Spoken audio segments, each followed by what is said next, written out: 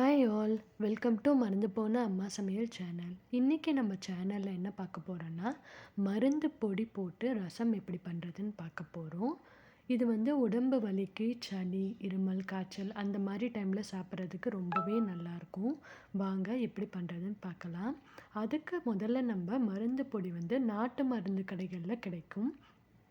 சுக்கு, திப்பிலி, சித்திரத்தை, அதிமதுரம், வால்மிளகு, ஆடாத்தோடா, தூதுவளை, துளசி, கண்டங்கத்திரி, முசுமுசுக்கை இது எல்லாமே போட்டு உங்களுக்கு ஒரு பொடி கிடைக்கும். இந்த பொடி நீங்கள் வீட்டில் வாங்கி வச்சுக்கோங்க. எப்போ உங்களுக்கு அந்த மாதிரி உடம்பு வலியாக இருக்குது, சோர்வாக இருக்குது அப்படின்னா இந்த மாதிரி ரசம் வச்சு இல்லை வத்த குழம்புலையும் சேர்த்துக்கலாம். ரொம்பவே நல்லாயிருக்கும். வாங்க எப்படி பண்ணுறதுன்னு பார்க்கலாம். ஃபஸ்ட்டு நம்ம மிக்ஸி ஜாரில் சீரகம் ஆட் பண்ணிக்கலாம். அதுக்கப்புறமா மிளகு ஆட் பண்ணிக்கலாம்.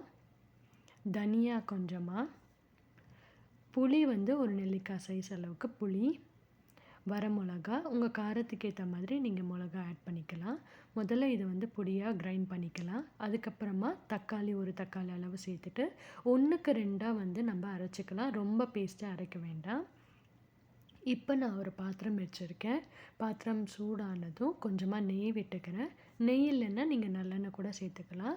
நெய் எப்போயுமே ரசத்துக்கு நல்ல ஒரு ஃப்ளேவர் சேர்க்கும். அதனால் நெய் சேர்த்துக்கோங்க. கொஞ்சமாக கடுகு சேர்த்துக்கிறேன். கடுகு நல்லா பொரிஞ்சதும் கட்டி பெருங்காயம் சேர்க்குறேன். ரசத்துக்கு கட்டி பெருங்காயம் ரொம்பவே நல்லாயிருக்கும்.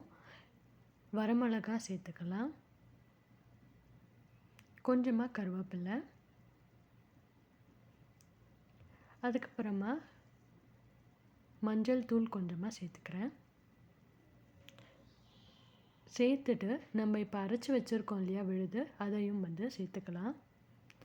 சேர்த்துட்டு இப்போ இதுக்கான தண்ணி சேர்த்துக்கலாம். கிட்டத்தட்ட ஒரு 2 டம்ளர் தண்ணி நான் சேர்க்க போகிறேன். சேர்த்துட்டு ரசத்துக்கு தேவையான அளவு உப்பு சேர்த்துக்கலாம். இப்போ இதை சேர்த்துட்டு ரசம் எப்பயுமே ரொம்ப கொதிக்கக்கூடாது. மேலே அந்த நுரை மாதிரி ஃபார்ம் ஆகும். அப்போவே பார்த்திங்கன்னா தெரியும், நுரை மாதிரி ஃபார்ம் ஆகும். ஸோ ரொம்ப கொதிக்க வேண்டாம். இந்த நுரை வந்துட்டதும் நம்ம பொடி சொன்னேன் இல்லையா, மருந்து பொடி, அது இந்த அளவு எடுத்துகிட்டு நான் சேர்த்துக்கிறேன். சேர்த்துட்டு அதுக்கப்புறமா ரொம்ப கொதிக்க வேண்டாம், கேஸ் ஆஃப் பண்ணிடலாம். அந்த சூடே போதும். லாஸ்ட்டாக கொத்தமல்லி இடத்துல தூவிடலாம். அவ்வளோதாங்க, சூப்பரான மருந்து பொடி ரசம் ரெடி ஆகிடுச்சு.